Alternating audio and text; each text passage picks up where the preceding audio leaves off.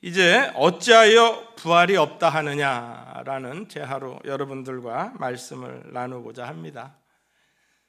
인생에서 가장 소중한 것은 고수에게 훔쳐라라는 책에 소개된 이야기인데, 영국의 서머셋 모음이라는 작가가 있었어요. 어려서 소아마비를 앓고, 그래서 어머니가 많이 기도해서, 그래서 하나님을 믿어라, 믿음에 대한 강조를 하고 하나님께서 너를 들어 쓰시리라 라는 그러한 소망을 품게 하였습니다. 그런데 그 어머니가 일찍 돌아가셨어요. 그런데 어머니가 강조한 믿음, 어머니가 강조한 기도를 이 서머셋 모음이 쉬지 않고 계속 기도를 했던 거죠. 무명 시절에 첫 작품을 출간을 했습니다. 그런데 아무도 책이 팔리지 않자 기도를 하고, 하나님, 내가 하나님 말씀대로 믿음을 가지고 기도하면서 책을 썼는데 이렇게 안 팔리면 어떡합니까? 하고 신문사를 찾아갔어요. 그래서 광고 카피를 주면서 이대로 광고를 해 주십시오 라고서는 광고 문안을 내밀었습니다. 이런 내용입니다. 마음씨 착한 여성을 찾습니다. 저는 음악을 좋아하는 온화한 억만장자 청년입니다. 자신이 서머셋 모음의 소설 여주인공과 같다고 생각하시면 연락주세요. 연락처 땡땡땡. 그 책이 일주일 만에 완판이 되고 1930년대에 가장 수입이 많은 작가로 1위로 그렇게 등재가 되었어요. 그게 너무너무 좋은 거예요. 자기가 하나님 앞에 기도하고 하나님 앞에 은혜를 입고 하나님 앞에 이렇게 모든 일에 응답을 받았다 하고서는 좋아하는 거예요. 다시 또 내 다리를 고쳐주시면은 하나님 앞에서 열심히 살겠습니다 하고서는 기도를 했는데 그 기도는 안 들어주시는 거예요. 그러니까 하나님께서 내 기도를 들어주시지 않네 하고서는 기독교 회의론자가 되었다라고 합니다. 기도가 무엇일까요? 기도는 분명히 하나님께서 응답을 하십니다. 그러나 기도한다라고 다 되는 것은 아니라는 거죠. 고통이 있더라도 내 뜻대로 마옵시고라는 이번 사순절 기간 동안에 특별히 고난 주간에 그러한 예수님의 기도가 제 마음속에 확 하고서는 심겨졌어요. 사도 바울이 자기가 하나님 앞에서 3번을 구하였는데 내 은혜가 내게 족하다라는 그러한 응답을 주셨다라는 게 생각이 났어요. 그래서 하나님께서 암 환자라든지 노환이라든지 100세가 넘은 환자가 자기를 건강하게 해달라고 하는 그러한 사람들을 다 들어주셔서 모두 다 살리셨다라고, 믿음 좋은 사람들의 기도를 다 살리신다라고 하면은 천국은 텅텅 비고, 그러지 않을까요?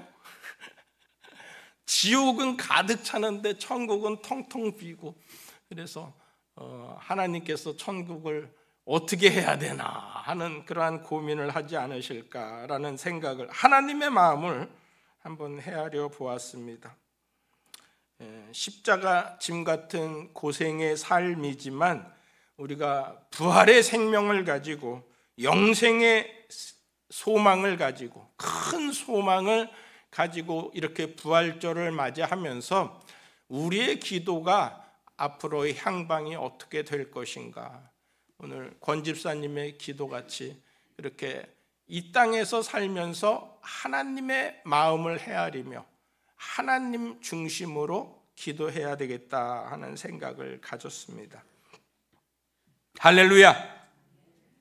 가시고기라는 그러한 소설이 있는데요, 엄마는 도망가고 아빠가 아들을 돌보는 내용이죠. 조창인 씨라고 61년생 작가입니다. 꽤 오래전에 나왔죠, 이 소설은. 도망간 아내 대신에 이제 백혈병의 아들을 아빠가 돌보는 거죠. 수술 비용을 마련하려고 자기의 신장을 팔러서 수술 비용을 마련하고자 했지만 오히려 자기가 간암으로 판명이 되는 거예요. 말기로. 그래서 눈과 각막을 팔아서 아들을 고쳐서 엄마한테 보냅니다. 프랑스에 엄마한테 보내고 아빠는 죽음을 맞이한다라는 그러한 내용인데, 자기의 몸을 다 내어주기까지 아들을 사랑하고 가족을 지키려는 그러한 마음이 예수님께서 자기의 몸을 버려서 우리를 살리시는 그러한 마음이 아니었을까. 이걸로 끝나면은 우리에게는 그저 부성애에 대한 소설로 끝날 수가 있지만, 예수님께서는 우리를 위하여서 죽으셨다가 다시 살아나시는 거예요. 예수님께서는 우리를 위하여 모든 몸의 살과 피를 다 우리를 위하여 내어주시고 물과 피를 다 쏟으시고, 그리고 사흘 만에 무덤 속에서 계시다가 사흘 만에 다시 살아나시는 거예요. 예수님 다시 사시는 거예요. 사셨네. 우리 아까 예배 전에 부른 찬양 160장 찬송, 우리 다 같이 한번 불러보도록 하겠습니다. 사셨네, 예수 다시 사셨네.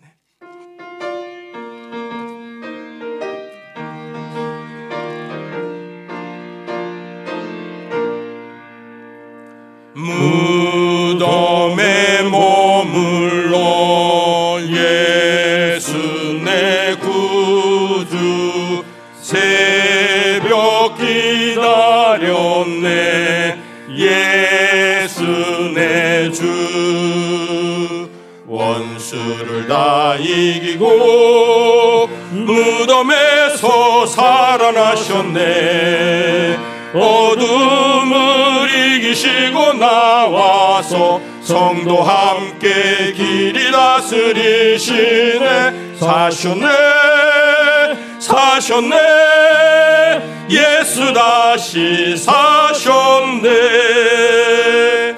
헛되이 지키네 예수 내 구주.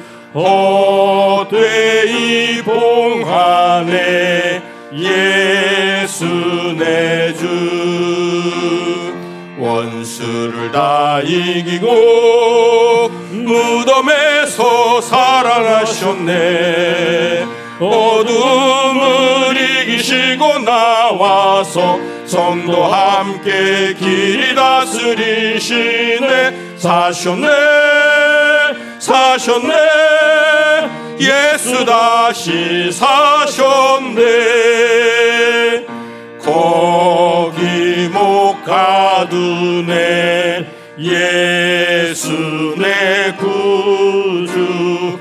우리를 살리네 예수 내 주. 원수를 다 이기고 무덤에서 살아나셨네. 어둠을 이기시고 나와서 성도 함께 길이 다스리시네. 사셨네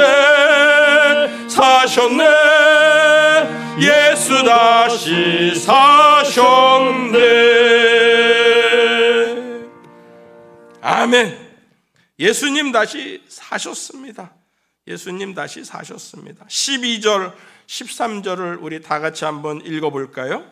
시작. 그리스도께서 죽은 자 가운데서 다시 살아나셨다 전파되었거늘 너희 중에서 어떤 사람들은 어찌하여 죽은 자 가운데서 부활이 없다 하느냐. 만일 죽은 자의 부활이 없으면 그리스도도 다시 살아나지 못하셨으리라. 아멘. 죽은 자의 부활이 없다 하느냐.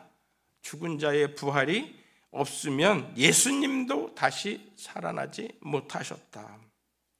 부활이 없다고 말하는 사람이 있습니다. 태양이 보이지 않는다고 태양이 없다라고 말하는 사람과 똑같은 겁니다.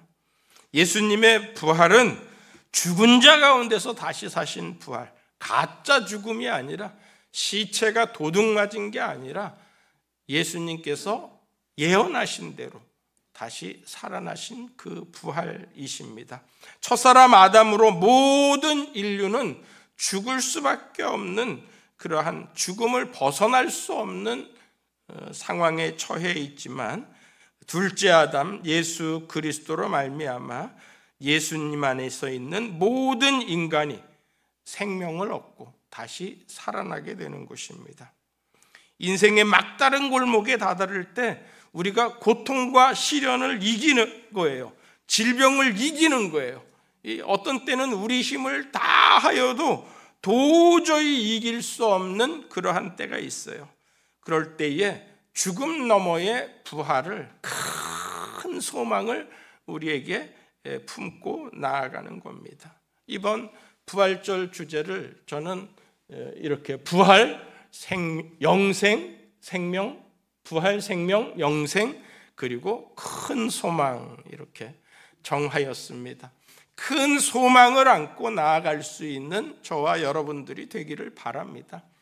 우리의 뜻은 이 땅에서 조금 더 잘 살고, 조금 더 고생 안 하고, 조금 더 편하고, 조금 더 내 영향력을 더 많이 발휘하고 하는 것이 우리의 소원이고 우리의 삶의 기도의 제목이지만, 하나님께서는 온 우주 만물을 다 구원하시려고 하시는, 온 인류를 다 구원하시려고 하시는, 예수 그리스도를 통한 구원을 이루려고 하시는 그 큰 뜻을 이루시려고 우리를 사용하셔서 구원의 도구로, 부활의 영생의 도구로 우리를 사용하여 주시는 줄 믿습니다. 예수님 다시 사셨네. 부활을 믿고 전하는 부활의 증인이 되기를 축복합니다. 그 뒤에 나오는 거예요. 14절 또 다 같이 한번 읽어보겠습니다. 시작. 그리스도께서 만일 다시 살아나게 못하셨으면 우리가 전하는 것도 헛것이요 또 너의 믿음도 헛것이며. 예수 그리스도를 믿는 믿음이 참된 것이라는 거죠. 부활이 없다라면 사도들의 전파가 다 헛것이 된다라는 거죠. 교인들의, 우리들의 믿음도 다 헛것이 된다라는 거죠. 하나님께서 그리스도를 다시 살리셨기에 복음에 진리가 있고 부활 신앙을 가지고서는 2000년 전부터 지금까지 그 믿음을 이어오고 있다라는 겁니다. 역사적으로 보면은 네로 황제의 박해뿐만이 아니라 10대 박해가 있었다라고 해요. 기독교의 10대 박해. 그 로마의 10번째 박해는 디오클레시안이라는 황제의 박해가 가장 극심하고, 기독교의 씨를 말리고 교회 문을 닫게 하고, 그리고 성경을 불태워서 기독교의 이름을 지구상에서 영원히 말살되게 하리라 라고서는 그 디오클레시안이 그렇게 힘을 썼다라고 합니다. 악한 사단의 괴계죠. 그런데 그 뒤를 이은 황제가 바로 콘스탄틴 대제예요. 콘스탄틴 대제는 AD 313년에 기독교를 국교로 공인을 하게 됩니다. 이렇게 하나님께서 기독교를 말살시키지 못하도록 죽은 것 같지만 다시 살아나게 하시는 것이 하나님의 역사라는 거예요. 프랑스의 볼테르는 계몽주의를 주장하면서 이 세상에 기적이 어디 있느냐 하면서 기독교를 박해하였어요. 그러나 지금 프랑스의 성서공회, 프랑스 성서공회의 본부가 그 볼테르가 살던 집을 이렇게 새로 꾸며가지고서는 그렇게 대학 성서공회, 프랑스 성서공회를 이어오고 있습니다. 중국의 마오쩌둥도 그렇죠. 모태똥도 모든 종교는 다 미신이다 하면서 종교 말살 정책을 피곤하죠. 그런데 성경책을 지금도 그래요. 성경책을 가지고 들어가기 못하는데 그런데 중국에는 공식적으로 한 2,500만 명 그리고 비공식적으로는 한 1억여 명 정도의 기독교인이 있다라고 합니다. 할렐루야. 우리나라 전체 인구가 5천만인데 중국 인구의 한 7%, 8%가 기독교인이라는 얘기예요. 아주 세계 최다 기독교인 보유 국가 2위를 차지하고 있습니다. 세상은 변하지만 십자가의 부활은 영원하고 말씀의 진리, 믿음의 확신, 예수 그리스도의 부활은 영원한 거라는 거예요. 주님의 사랑은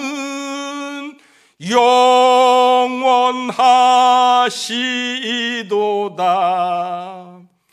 돌아가신 것 같지만 무덤 속에서 모든 것이 끝난 것 같지만 예수님은 다시 살아나셔서 그 사랑을 끊지 않고 성령을 통하여서 지금도 살아계셔서 히브리서의 7장의 말씀대로 지금도 살아계셔서 우리를 위하여 간구하시는 그 예수 그리스도의 부활의 간절한 그 사랑이 우리에게 차고 넘치는 줄 믿습니다. 우리에게는 부활의 큰 소망이 있습니다. 19절과 20절 다 같이 한번 읽어볼까요? 시작. 만일 그리스도 안에서 우리가 바라는 것이 다만 이 세상의 삶뿐이면 모든 사람 가운데 우리가 더욱 불쌍한 자이리라. 그러나 이제 그리스도께서 죽은 자 가운데서 다시 살아나사 잠자는 자들의 첫 열매가 되셨도다. 아멘.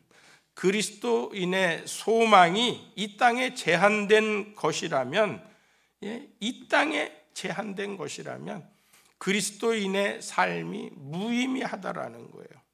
주일 성수도 무의미하고, 우리가 신방 가서, 어제는 나이가 90이 다 되신 어르신인데 새벽 기도를 거의 빠지지 않고 매일 요 앞자리에서 두 부부가 열심히 새벽 기도를 드렸어요. 그런데 한 달, 두 달 전부터는 몸이 급격히 쇠해지시면서 이렇게 새벽 기도를 못 나오고 계시더라고요.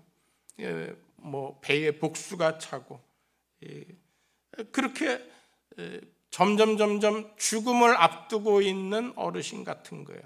그런데 제가 간절히 기도했어요. 하나님, 박칠룡 집사님 하나님 사랑하셔서 하나님께서 다시 건강을 회복시켜 주셔서 예수 부활의 큰 기쁨을 누리게 해주세요. 오늘 참석하게 해주세요. 라는 그러한 기도를 드렸습니다.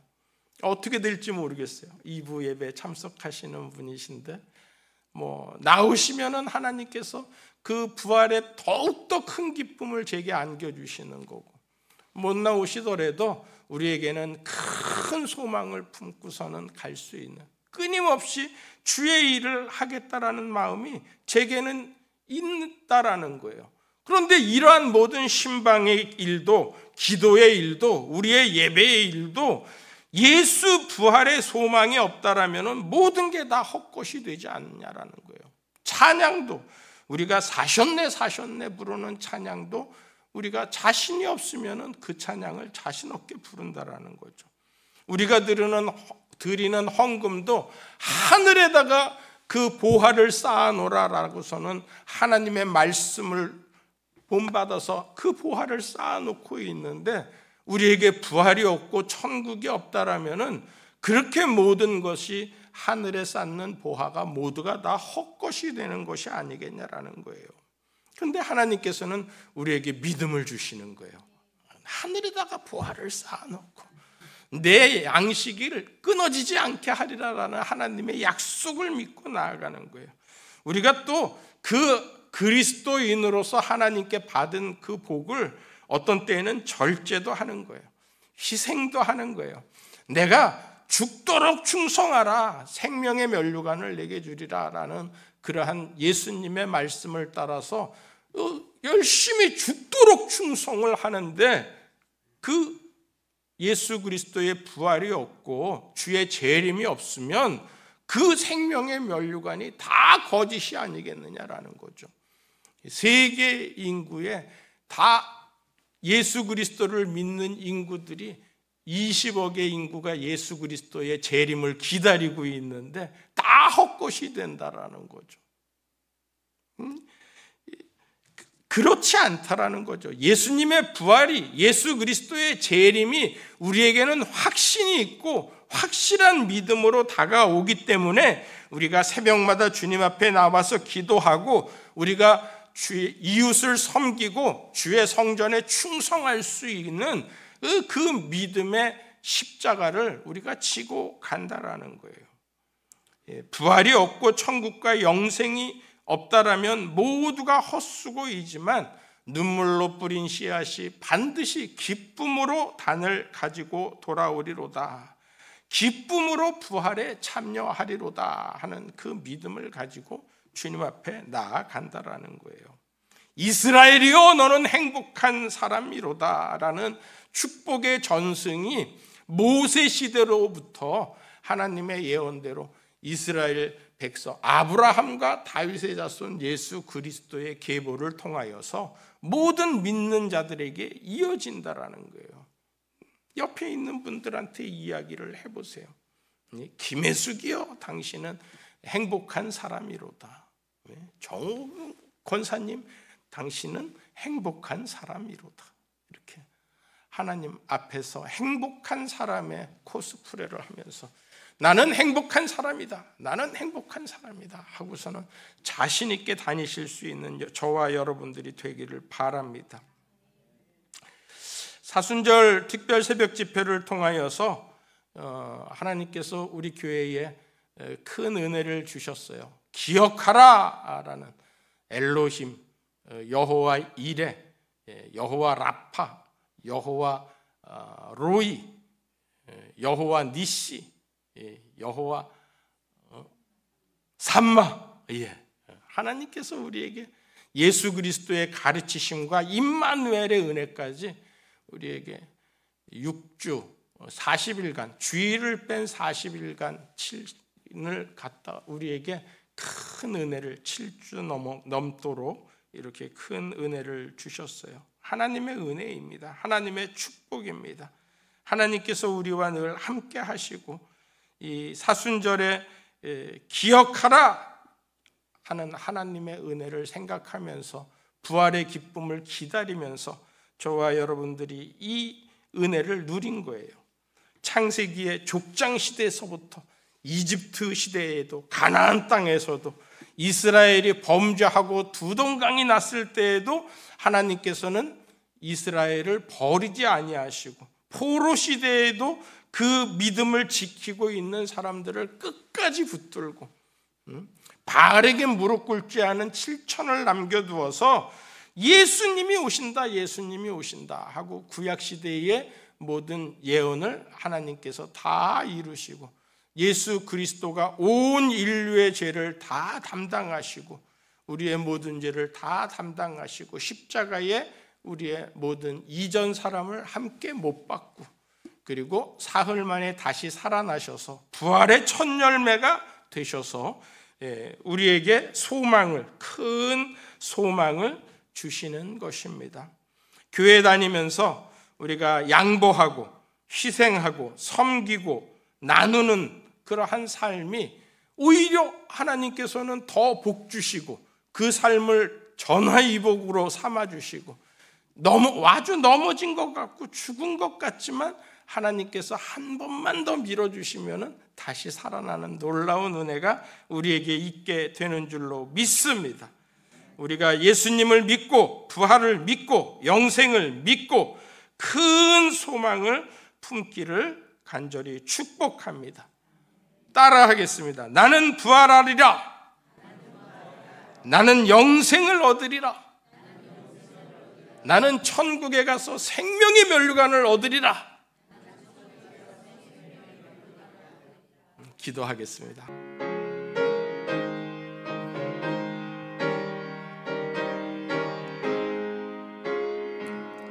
살아계신 주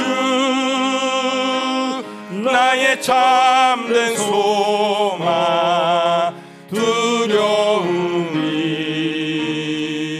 사라지네. 사랑의 주 내 갈 길 인도하니 내 모든 삶의 기쁨 늘 충만하네. 살아계신 주 나의 참된 소망 두려움이 사라지네. 사랑의 주 내 갈 길 인도하니 내 모든 삶의 기쁨 늘 충만하네.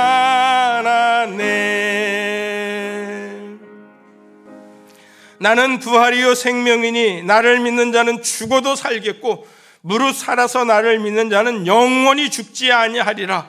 부활의 첫 열매가 되어 주셔서 우리에게 부활의 소망을 주시는 예수 그리스도의 무한하신 은혜와 오늘도 살아계셔서 우리와 늘 함께 하시며 천국 백성 하나님의 자녀 삼아 주신 아버지 하나님의 극진하신 사랑하심과 우리의 모든 말할 수 없는 탄식으로 우리를 위하여서 기도하시며 죄의 길에서 우리를 이끌어내시고 우리의 등을 밀어주시고 세상에 지지 않게 내가 세상을 이겼노라고 담대하게 부활의 소망을 품고 살게 하시는 성령님의 감화감동 축복 역사 교통케 하심이 예배드린 모든 성도들, 부활의 큰 소망을 안고 살아가는 모든 성도들의 가정과 산업과 일터 위에 이 나라 이 민족 위에 한국 교회 위에 이제로부터 영원토록 함께하여 주시기를 간절히 축원하옵나이다. 아멘.